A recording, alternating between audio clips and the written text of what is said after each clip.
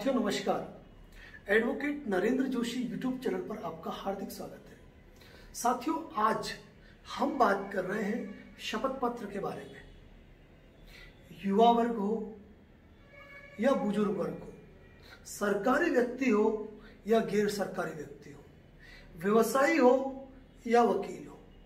या हो आप बिजनेसमैन, जीवन में कोई इंसान ऐसा नहीं है जिसे कि जीवन में एक बार अपना शपथ पत्र नहीं बनाना पड़े।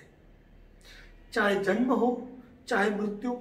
चाहे विवाह पंजीकरण हो, चाहे बैंक से लोन लेना हो या फिर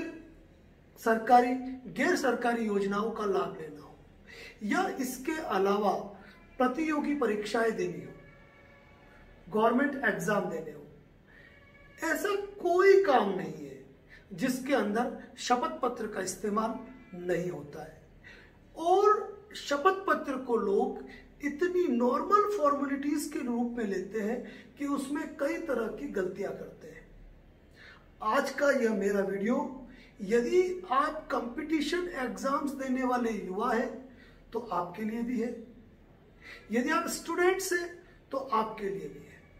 यदि आप जीवन में अगर आपको लगता है कि हमने कहीं शपथ पत्र दिया है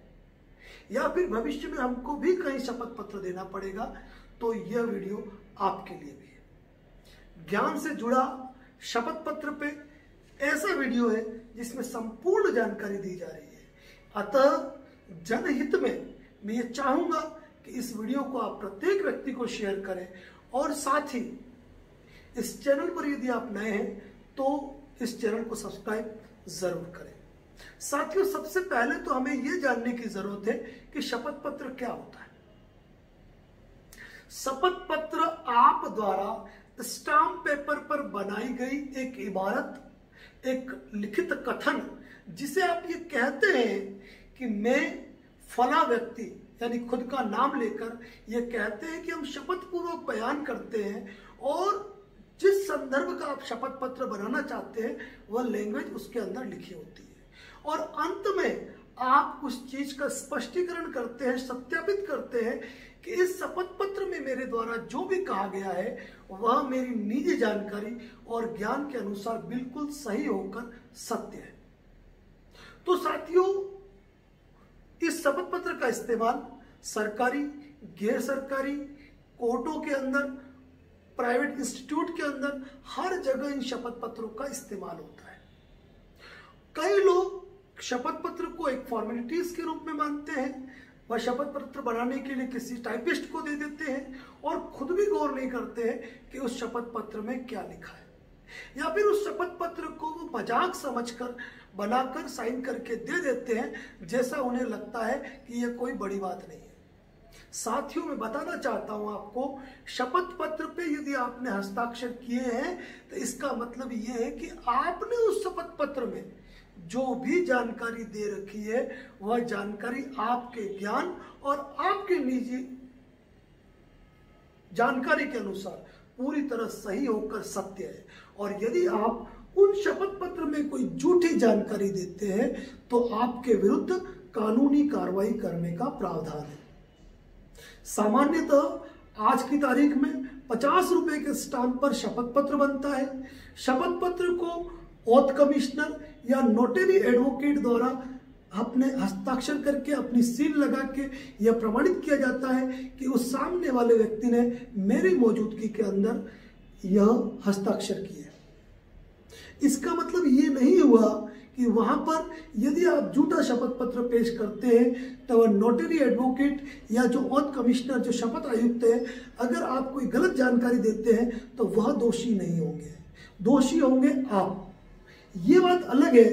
कि यदि किसी मरे हुए व्यक्ति के नाम का शपथ पत्र है और नोटरी एडवोकेट या शपथ आयुक्त इस पहचान को वेरीफाई नहीं करते हैं तो ऐसी अवस्था में गलती उनकी है,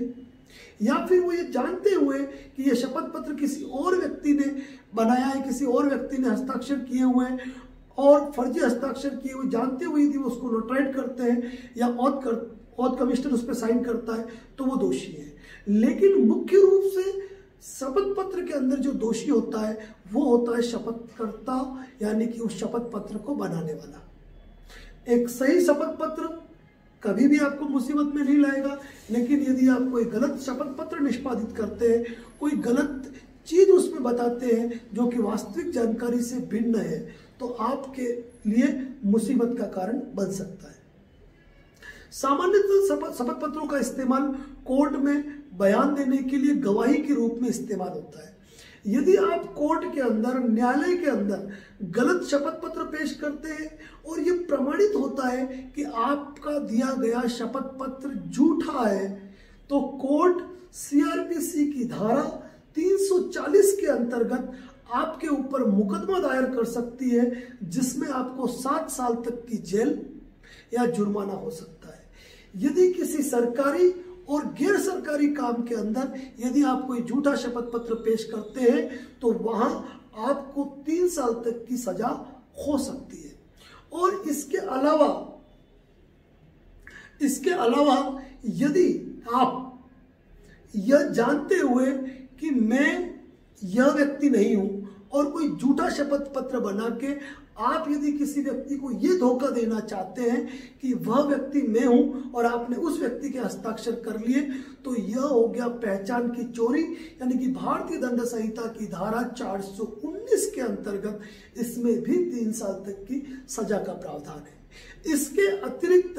यदि आप उस शपथ पत्र को धोखाधड़ी से बनाते हैं, यदि आप उस शपथ पत्र में कोई गलत इबारत लिखते हैं जिससे आप धोखाधड़ी होती है, जिसका इस्तेमाल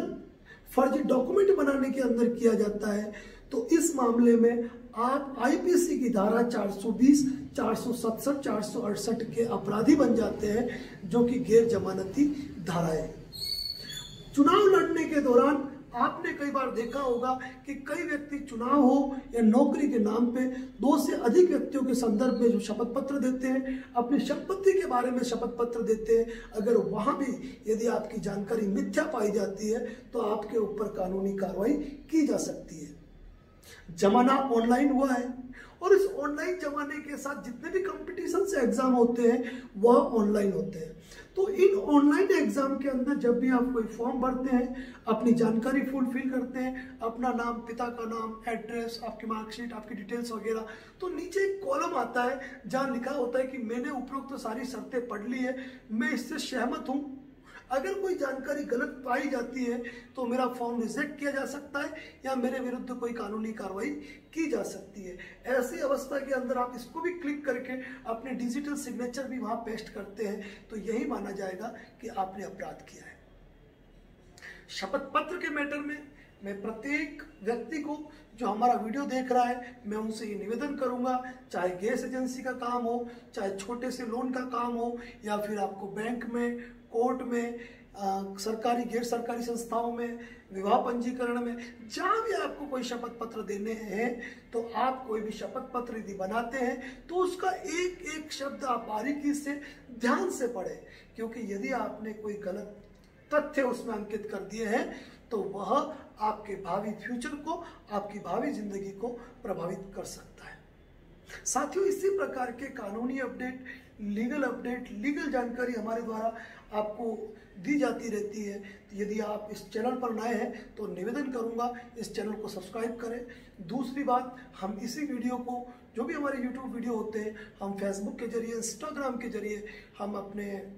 पेजेस पर अपलोड करते हैं। यदि आप फेसबुक पेज पर हमें देख रहे हैं तो आप निश्चित रूप से हमारे फेसबुक पेज को लाइक करें। इंस्टाग्राम पे देख रहे हैं तो आप हमें फॉलो कीजिए, और यूट्यूब पे देख रहे हैं तो चैनल को सब्सक्राइब कीजिए। और सबसे बड़ी बात कहूँगा, युवा वर्ग के जितने भी लोग आज की तारीख में कंपटीशन एग्जाम्स के लिए अप्लाई कर रहे हैं, उनके लिए एक महत्वपूर्ण वीडियो है, तो प्रत्येक ग्रुप में शेयर जरूर करें। धन्यवाद। जय हिंद, जय भारत, जय राजस्थान।